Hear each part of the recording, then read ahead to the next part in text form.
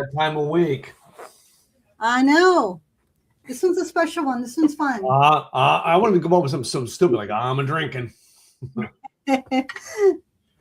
You know? So Craig said on our mastermind call today that he was not drinking. He's not had a drink 28 of the past 32 days. What? Yeah. Wow, what's that all about?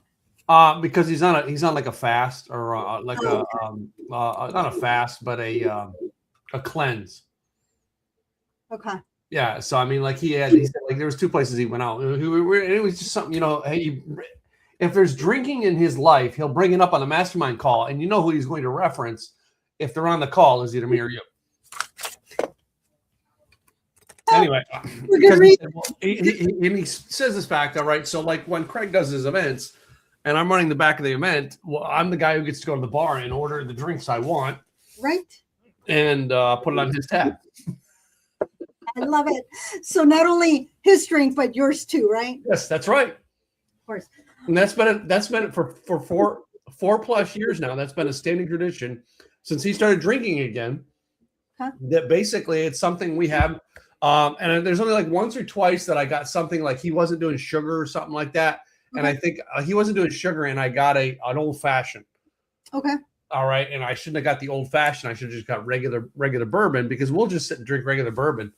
All right. And yeah, it's something him and I will do in the back of the room. But once the activities of the day are done, like he's not going to drink. I'm not going to drink bourbon for lunch to be on stage. I'll get on stage at 10 a.m. and drink a bourbon. I don't care. You talked about getting your bourbon at 11 a.m., your whiskey. I did one time. I spoke at his event one time, and I literally walked to the front of the room with a cup, took out my Buffalo Trace and poured it into the cup and sat there and sipped it. The problem with that is when you're talking, all right, like that, like not like this is a different talk. I talk, you talk. There, you're talking for 20 minutes. Right. Oh my God, did my throat burn? I needed freaking water at the end of it, because it really dehydrated you really quick. Right. And I'm like, I don't know if I'll ever do that again. And as much as I love my bourbon, that really speaking takes a lot out of you. Yeah. Anyway. It does. It really does. I mean, when was it that I did just a 5-minute talk, but I had been practicing it.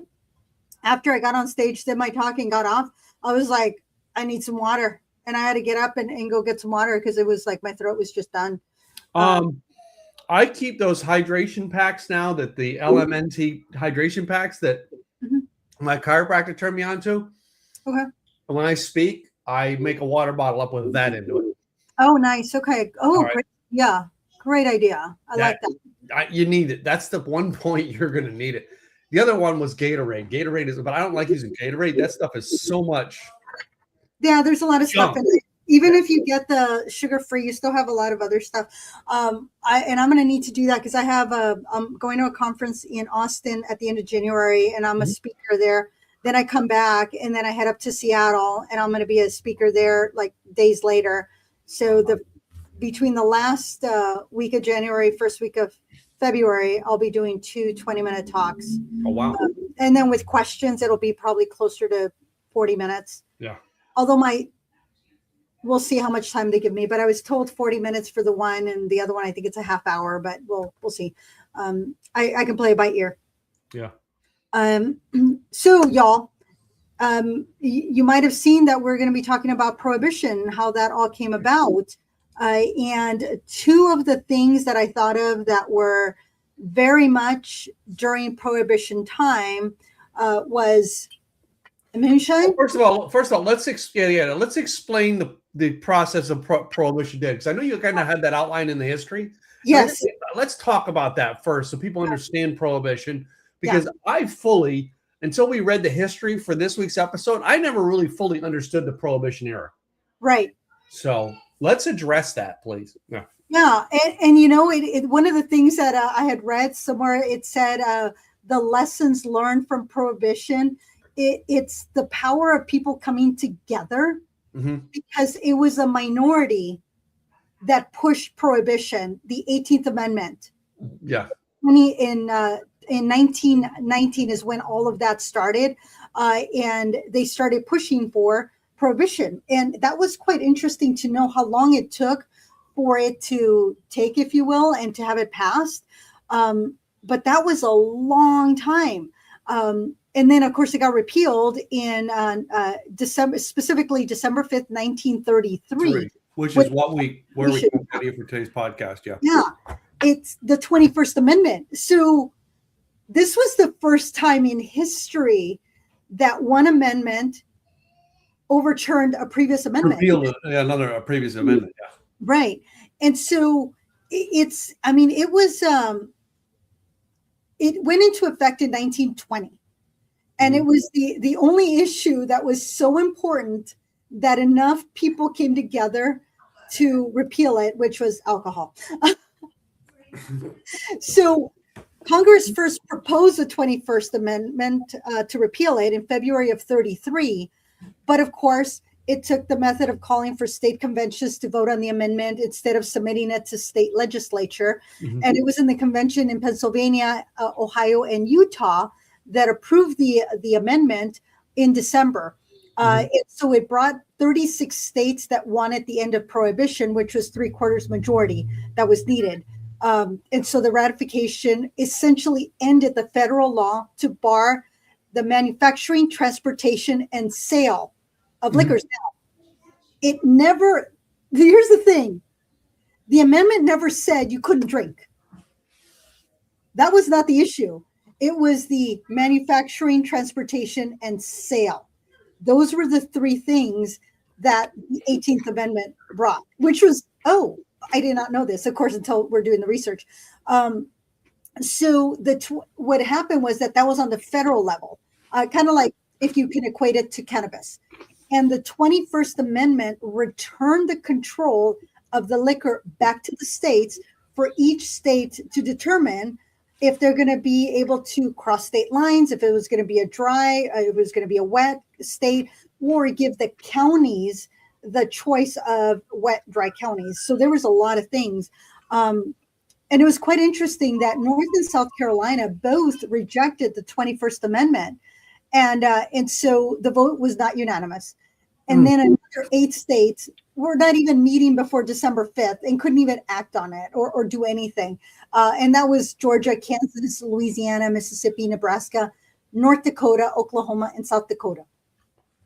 And the one state, this is quite interesting, Mississippi kept prohibition until 1966.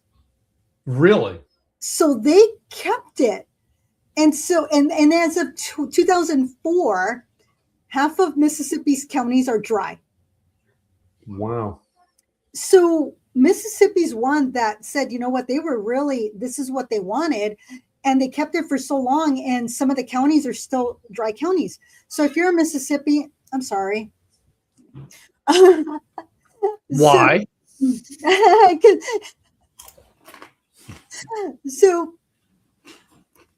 It really took 10 months for the ratification of the 21st Amendment. And the other thing was that the incoming president, Franklin D. Roosevelt, he had the Volstead Act that was amended in April of 33, which allowed people to have beer or two while they waited for the 21st Amendment to be ratified.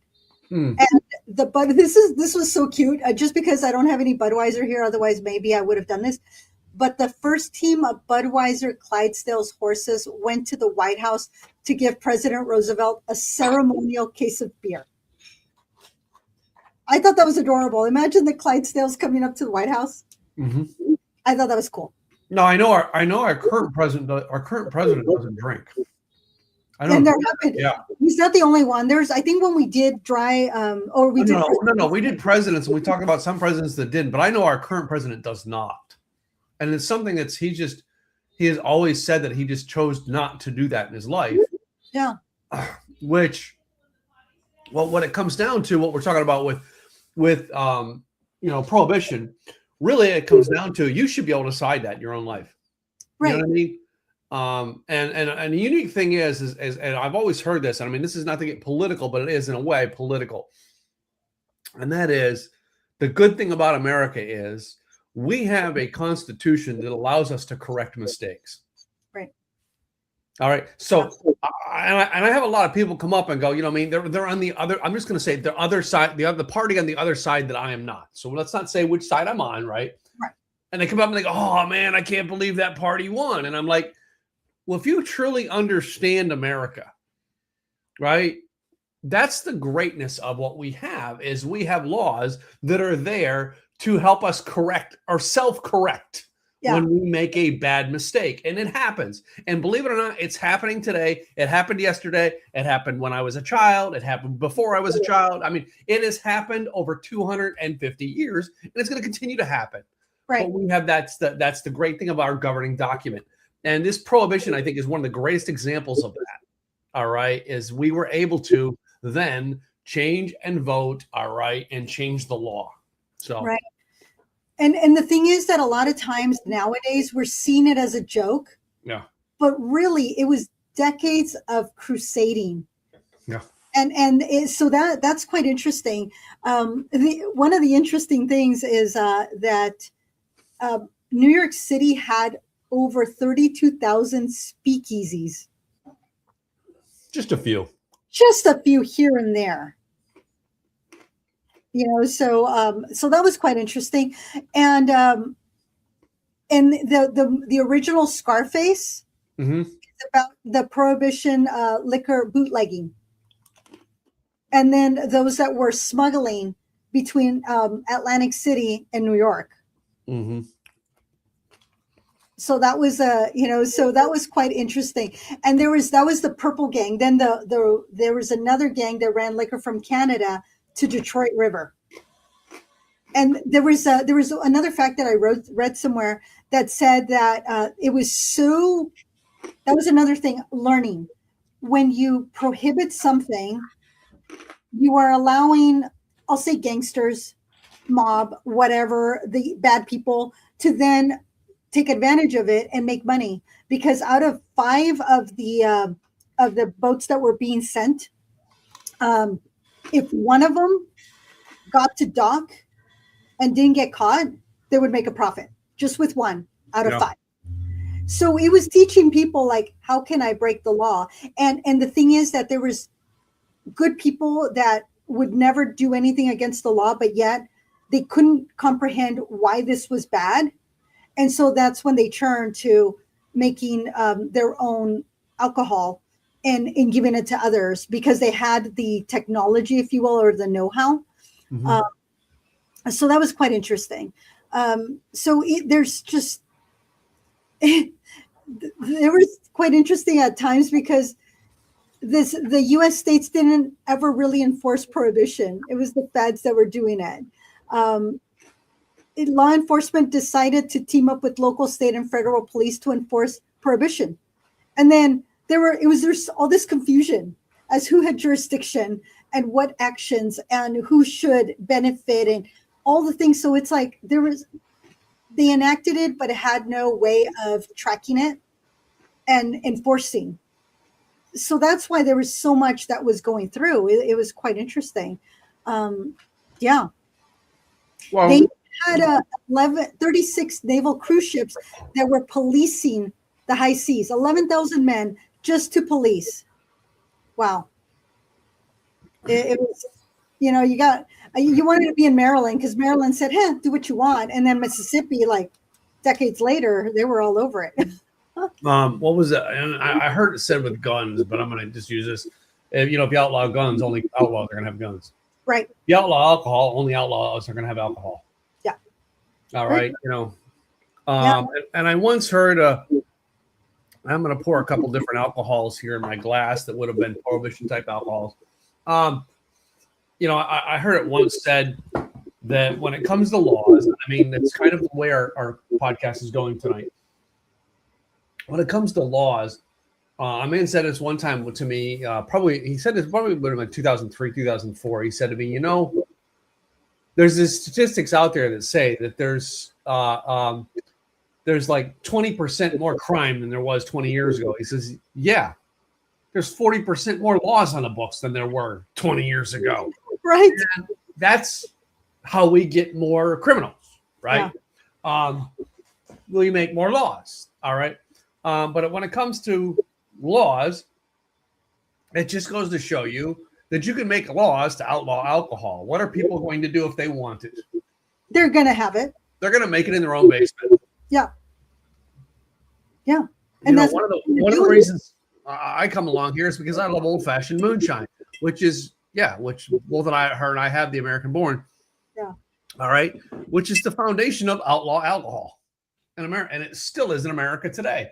It is still being made in the mountaintops, even though it's legal, and we can buy the same stuff in a liquor store, and they make the stuff on the mountain. It tastes just a little bit better, and for reasons, you know, they don't have a manufacturing and set of laws behind it.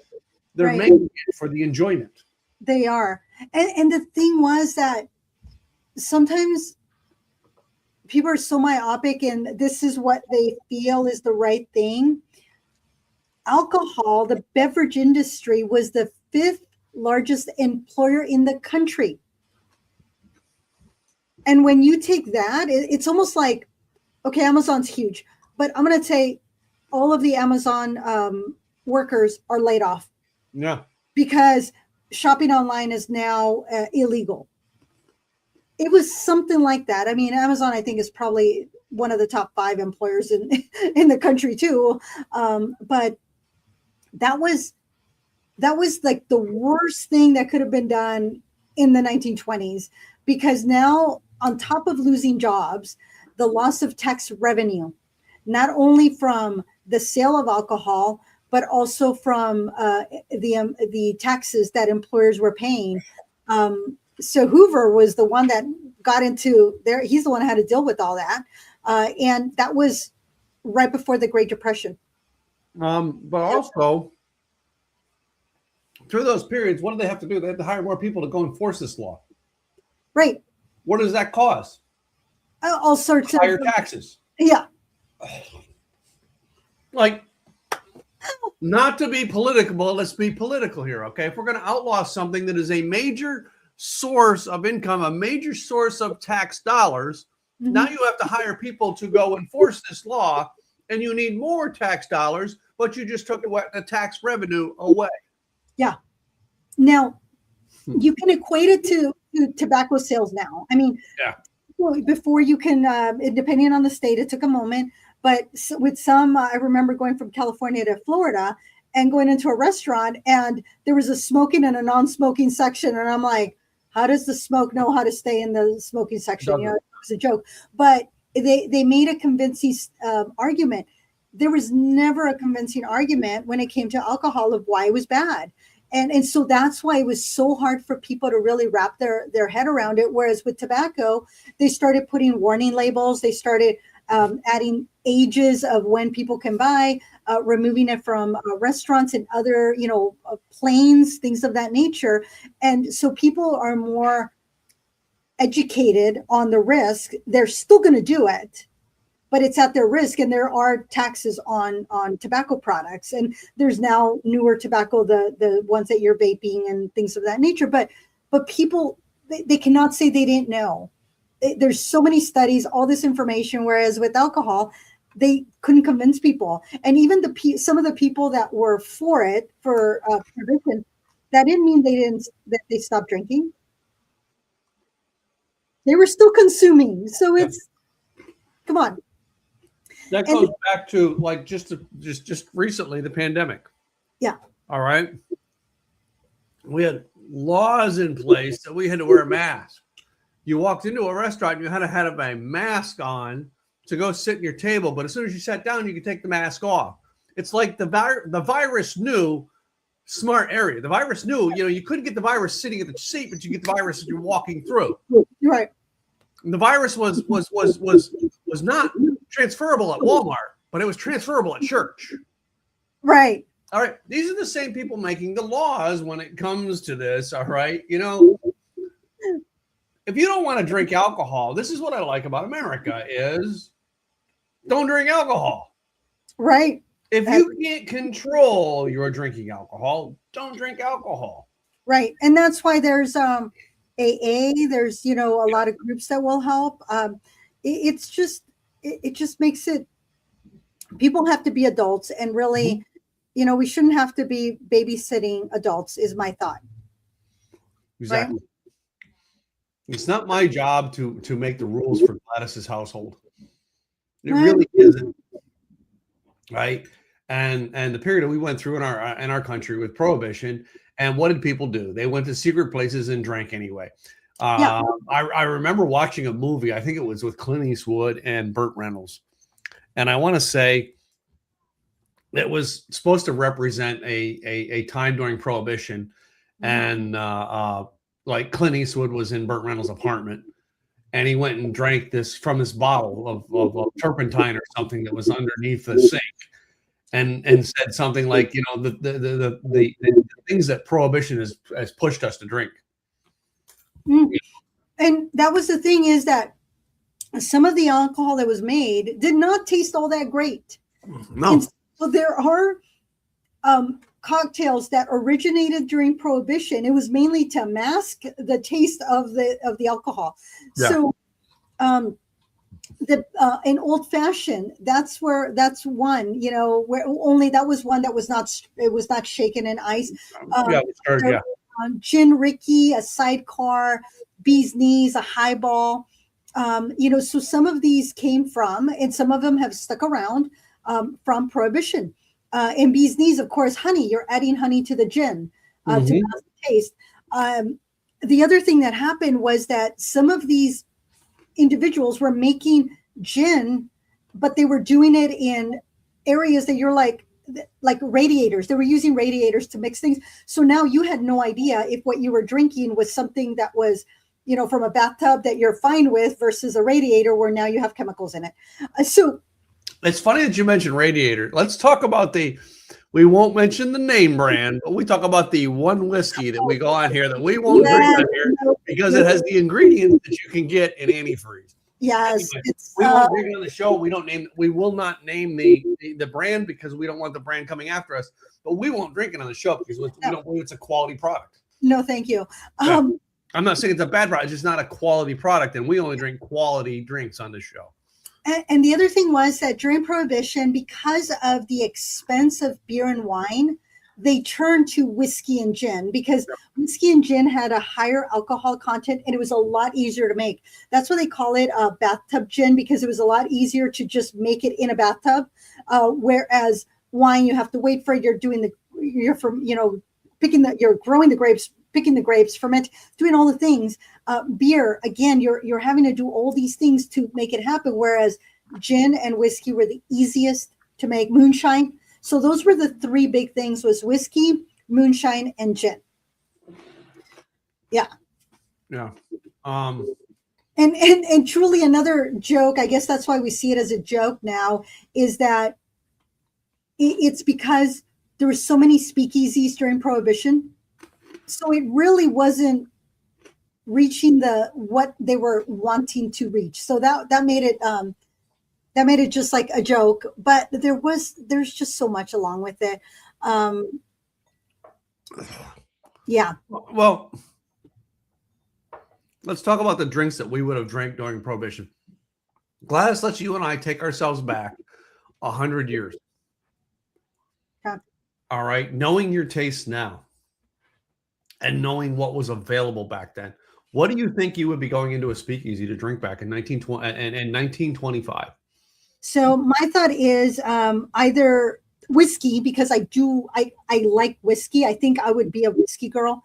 But if I didn't have whiskey available, even though I'm not a gin drinker, to mix that's the thing, the difference. With gin, you can mix it. You can bee's knees is delicious. You add some honey, you add some lemon juice in there, it's yum. So I think I would be the one that would be drinking a mixed drink with gin or whiskey, and they used to do just over ice, that's or neat, however. But I think the whiskey would be my number one go-to. I think I would be asking them to mix me a martini. All right. Because to me, the olive juice. Yeah. Yeah, olive juice. I got this one. Vermouth, and vodka. I like vodka, but I don't read much about vodka during Prohibition. No, because I think we talked about that where it started to come into the States. I think that was in the 40s is when we started getting vodka into the States a little bit more because vodka was just horrible. I think it was worse than the gin.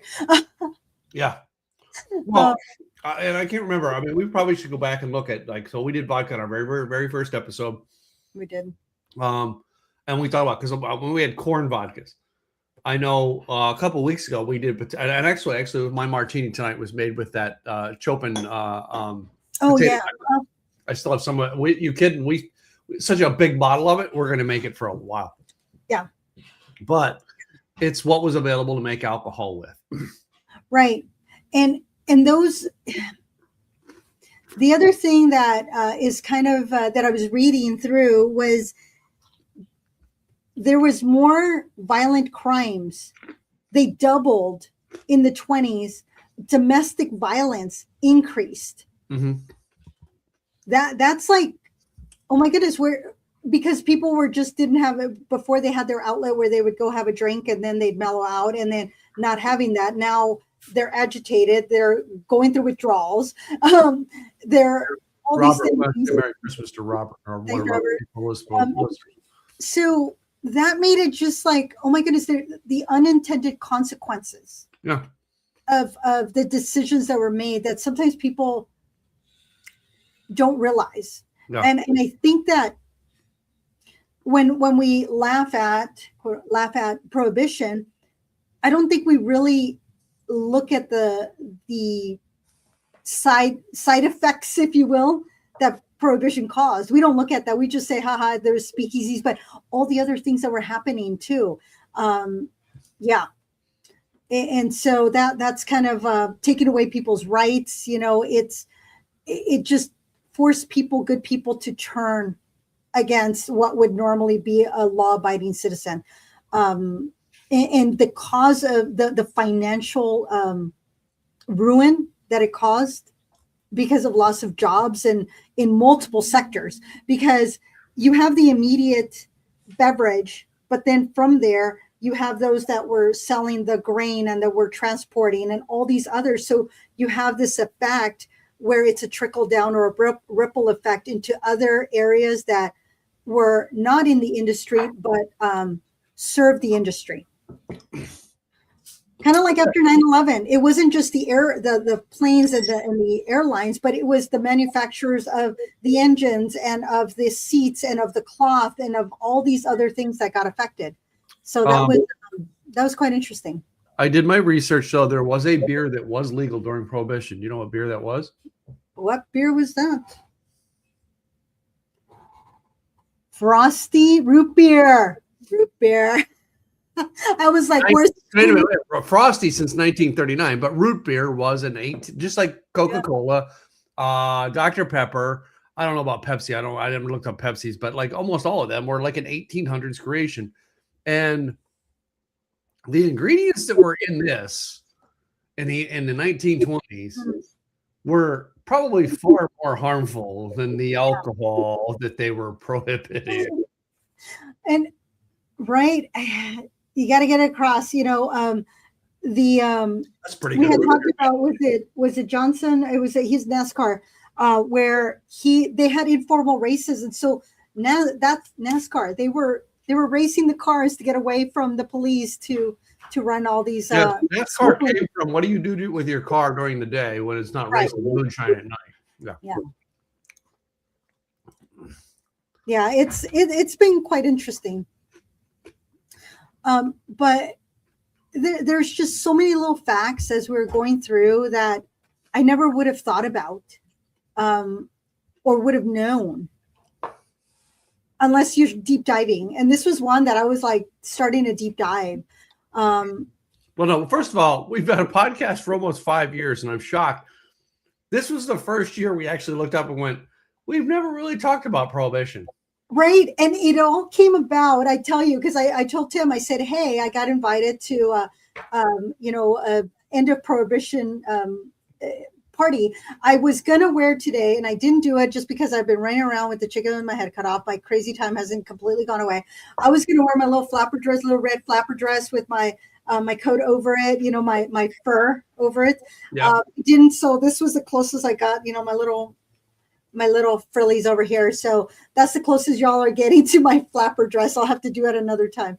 Tim just wore black. Yeah, there you go. I'm pretty sure it was a popular color back then too. I'm sure it was. But some of the things that they would eat were pretzels, and I have pretzels, and I have nuts, little peanuts. So those were two things that they had.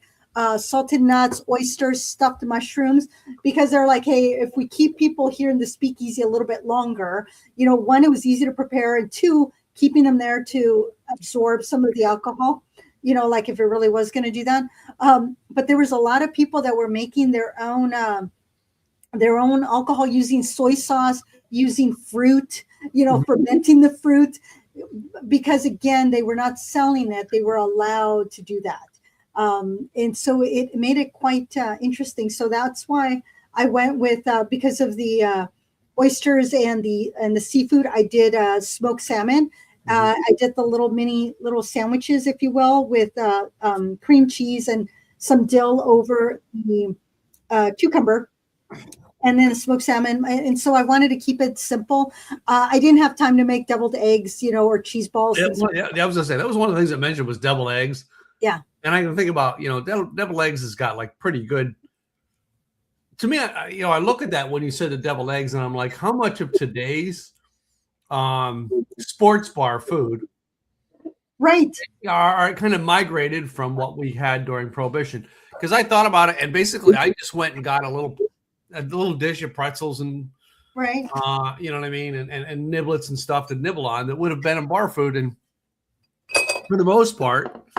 Until I moved to Texas, like most of the bars I went to in Pennsylvania were like hometown bars.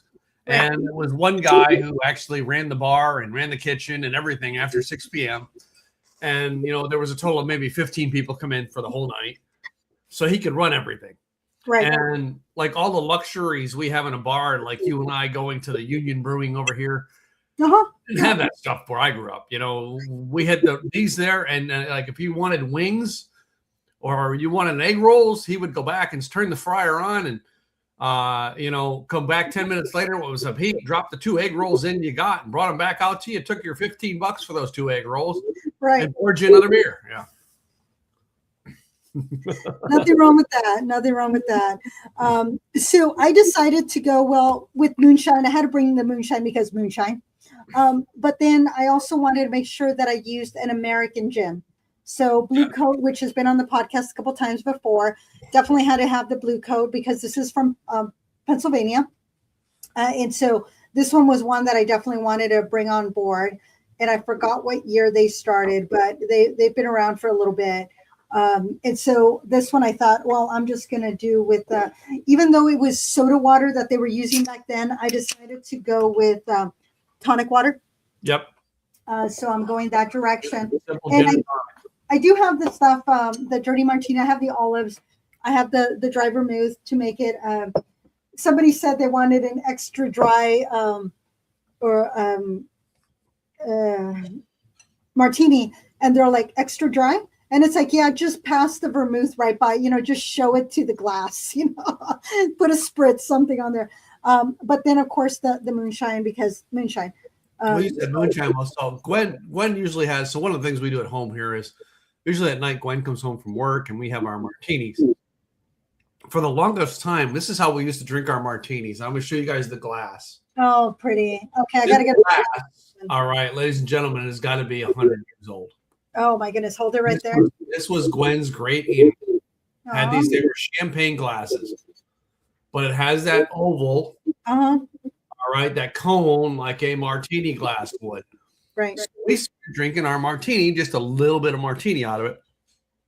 And, we have our set of martini glasses here at the house. However, because we were doing this show on Prohibition tonight, Gwen made it and brought it in this. And I'm like, I like that was just perfect that we have this. This would like champagne. We have flutes now. This is what they would have drank champagne out of back then. Mm-hmm. So, I think I told you guys, I have this beer taster kit that I bought on Amazon with these little glasses. So I decided to bring these little glasses out tonight because if you went to a speakeasy in the 1920s, that's probably right there. That's probably about the size of the glass you got. Right. This was not, you were not getting a glass that we have today, the 12 ounce and 16 ounce glass. You were getting something like this. So, and as far as drinks, I chose to, like, I have my American born moonshine, which I've had. I drank the martini, which had vodka into it. But I just pulled up two other things and kind of one related. I'm not a gin drinker. I am a vodka drinker more than gin. I've got some of my 4-6s vodka. You all know that I'm a Yellowstone fan. And I have me a little bit of 4-6s whiskey. And that's the other two drinks I was going to have tonight. And I actually have here and here. And then I did bring up a soft drink because of the fact that root beer. Root beer was, believe it or not, root beer was something you got in a bar back, in the Old West.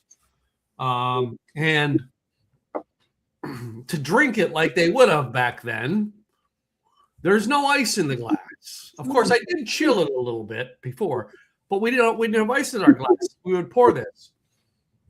And they would drink it. I mean, think about the beer we drink. We get nice cold beer. But a lot of times the beer they had was the temperature of the pub was. Right. I will tell you this smoked salmon went better with the moonshine than with my gin. Okay. My gin and tonic. It had just a good flavor there. So American, well, now I know what I'm going to be drinking. This moonshine is going to be it's going to be with moonshine and smoked salmon. That went very well. I like that. And so, and I'm not a big moonshine drinker either.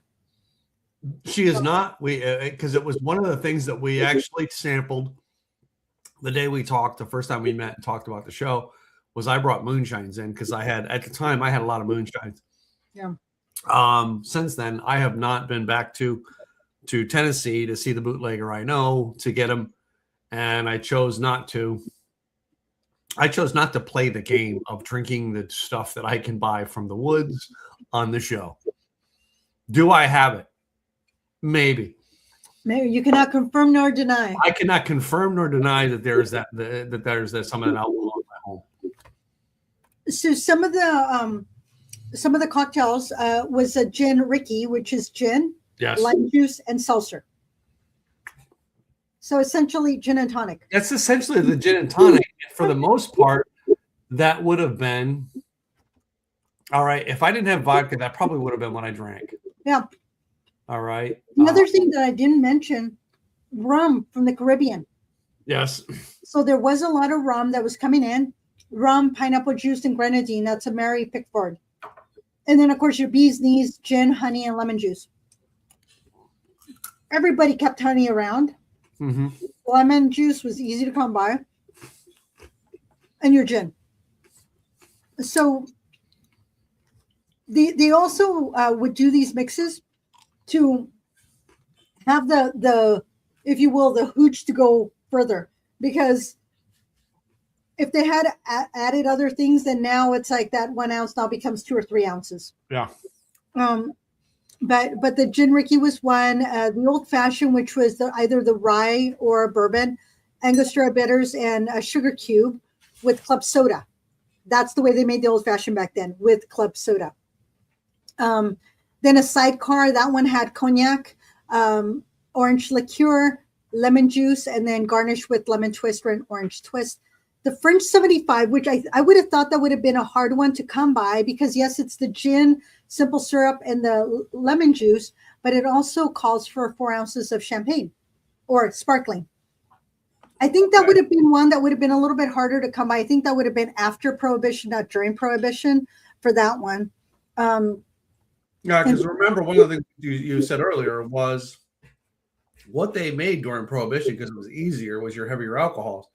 Whereas I don't know if we've ever done a research on it in one of our history things as to when sparkling was done here in whether it be Prosecco or it was done here in the States, because champagne Is was only from China. sparkling from France, and it is from the town of Champagne, France, just like tequila is made. It has to come from a certain area in Mexico. So, right. The highball, which was whiskey and soda. Yeah. That's where the highball came from. I mean, it's just mixing different things, rye whiskey with lemon and orange juice and grenadine to make another Award 8. So there's a lot of different Al Capone and his crew. Theirs was the South Side. And I would have made that one because it's gin, lime juice, simple syrup, but they also have mint leaves in it. And of course, me being me with my brown thumb, I kill mint, so I have no mint because I killed it. One drink that I have learned to have mint in. Mojitos? No, believe it or not, it's not. I've not tried. I think I've probably tried it mojitos once, but I've not made it. The one that I make it in is the grapefruit mint mule. Okay. And I squeeze and muddle my own mint into it. Well, what are the ways that I got to try that one. If it wasn't for the grapefruit. If it wasn't for the grapefruit, yeah, but I mean, that's how it wasn't for the grapefruit. So I'll have to try it, different way without the grapefruit. Maybe I'll do squirt. Maybe I'll throw squirt in there. Isn't it funny that the two of us on this podcast, from a drinking podcast, have certain drinks we won't touch? Each of us, they're not the same, but each of us have drinks with stuff we don't touch. Yeah. Because you got to like the way you drink it. If you don't like it, don't drink it, y'all. Don't drink it.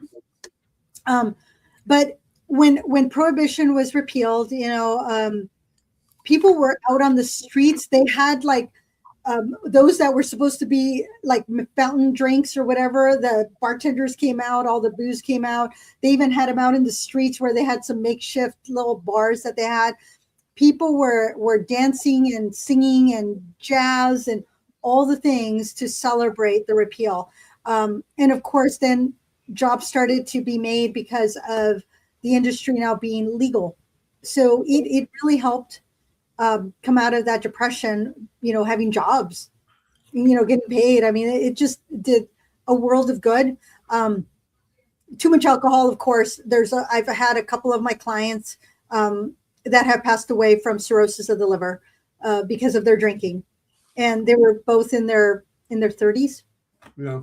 I mean, that was just so sad, when the husbands are calling me and letting me know that's very sad. So there is some bad that comes from it, but if you're moderate, if you're watching, it doesn't have to get to that point.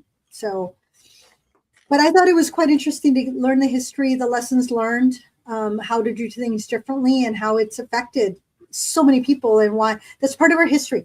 It's part of history. So, and truthfully, I don't think if we didn't go through it as a country, Gladys and I probably wouldn't have a show about it. Right. Because sometimes it takes taking something away from you to realize how good it is. We opened the show. We talked about our friend Craig today, who's going through a cleanse. Right. When you go through a cleanse, there are certain things you cleanse out of your life. And once you've cleansed your body, you know what it is you want. You can't wait to taste it, because now it tastes so sweet and so good, right? Because you've now erased all the other junk out of your system. Now that one thing you love, so good. Right. Hey, I'm not the only one. Joe Roberts' comment. Yeah, Robert said, I never had a plant that I couldn't kill. Right. So thank you, Robert. You hear me? It's one of my friends had sent me this little thing that said, it was $3.99 will kill in 5 days. The $7.99 will kill in 10 days. The $15.99 will kill in 20 days. Because it's not that I will kill it. It's how long will it last? The way that I see it, they did not want to survive. If they had just tried a little harder, if the plant had just tried harder, it would have survived. It's the plant's fault, is what you're saying. Yes, absolutely. Absolutely. It could never be Gladys. So my brown thumb that either underwaters, overwaters, leaves it out in the cold and all the things. Yes. So I have a little orchid, and we'll see how long this little guy lasts for me because it's looking pretty. It's gonna die at some point, and we'll see if I can keep it for a month. That'll be awesome. See, I've learned which ones I master. I am the master of the artificial tree. Oh, I got one of those up here. You see that greenery up here? Yeah. That is not a real little fern guy. That's plastic. It is not a real bush. It plays one on TV. My goodness. It does. I mean, it's on the screen right now. It is. It absolutely is. Oh my goodness, you're funny.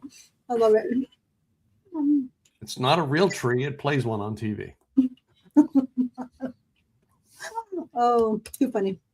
Anyway, all right. This has been a fun episode, ladies and gentlemen. Prohibition was a period of time in our world, and while we didn't have a simple format of what we eat and drink, we did have a subject that we just thought that needed to be covered tonight, and we did discover quite a bit about ourselves by doing this and having a few drinks. Mm-hmm.